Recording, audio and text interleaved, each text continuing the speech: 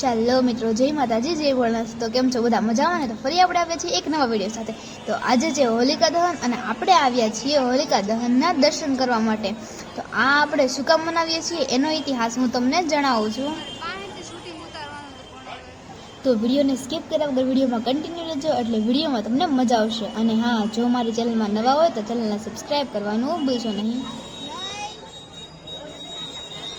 તો આ હોલિકા દહનની એક કહાની છે, જે એક અહંકારી રાજા અને એક ભક્તમય પુત્ર,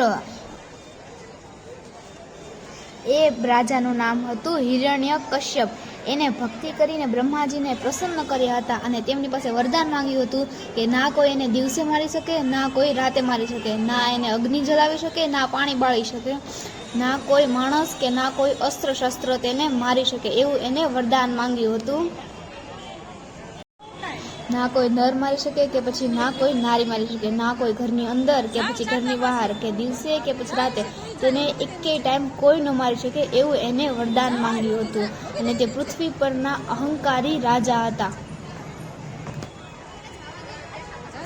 અને એને દેવ તરીકે નહીં પરંતુ દાનવ તરીકે આખા બ્રહ્માંડ ઉપર રાજ કરવું હતું, એટલા માટે તેમને આવું વરદાન માંગ્યું હતું।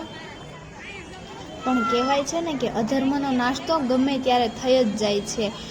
એમનો એક પુત્ર હતો જેનું નામ હતું પ્રહલાદ। તે બાળપણથી જ તે ભગવાન વિષ્ણુનો પરમ ભક્ત હતો અને તે નાનપણથી જ તે વિષ્ણુ ભક્તિમાં લીન રહેતો હતો।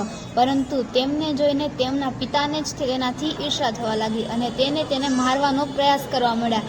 એક વખત તેને પહાડીએથી ધક્કો પણ મારી દીધો, હાથીના ઝુંડ વચ્ચે પણ પ્રહલાદને ફેંકી દીધો અને સર્પોના ઝુંડમાં પણ નાખી દીધો, તો પણ પ્રહલાદને કશું પણ થયું નહીં, કારણ કે એ ભગવાન વિષ્ણુનો પરમ ભક્ત હતો। પછી તેમને તેમની બહેન હોલિકાને બોલાવી અને હોલિકા પાસે એવી ચાદર હતી કે તે અગ્નિમાં બેસી જાય ને તો પણ અગ્નિદેવ તેને કશું પણ ન કરી શકે। તો તે પ્રહલાદને પોતાના ખોળામાં લઈ અને હોલિકાની વચ્ચે બેસી ગઈ। પણ કહેવાય છે ને કે અધર્મનો હંમેશા નાશ થાય છે અને સત્યની જ જીત થાય છે। એક જોરથી હવા આવી કે જે હોલિકાએ ચાદર ઓઢી હતી એ એનેથી ઉતરીને પ્રહલાદ ઉપર આવી ગઈ અને હોલિકા બળીને ભસ્મ થઈ ગઈ અને પ્રહલાદ પોતાના હાથ પગ ખંખેરી અને બહાર નીકળી આવ્યા।